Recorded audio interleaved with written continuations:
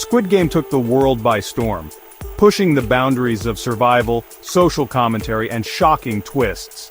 But after the success of Season 1, the question on everyone's mind is, what's next?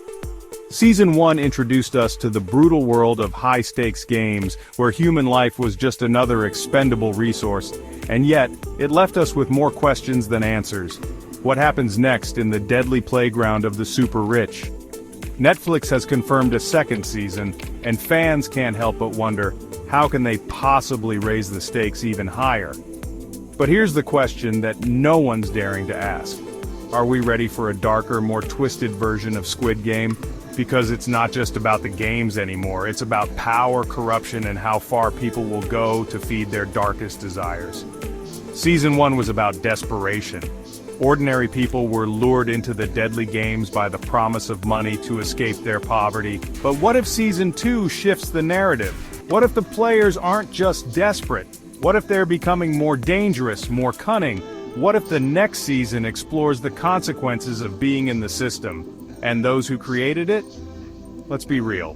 The VIPs were a huge part of the success. But in Season 2, we could see more of the people behind the games. We could witness the corruption at the top. Imagine this, the real power struggle, the ones pulling the strings. Could they be even more dangerous than the games themselves? And let's talk about the new characters. With every new season, there's always a chance for fresh blood, both in terms of players and game organizers. Could Season 2 reveal a new leader who challenges the very structure of the games? Someone willing to risk everything for power, even if it means bending or breaking the rules? And here's the twist that might shock you. What if the new season doesn't just focus on survival? What if the real game is psychological warfare? The alliances, the betrayals, the manipulation, the mind games, the psychological terror that could haunt every player even after the game's end.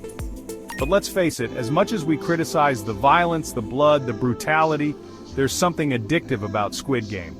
And as we head into Season 2, we have to ask ourselves, how much further will we allow this twisted tale to go before it crosses a line we're not willing to cross? Because here's the real question.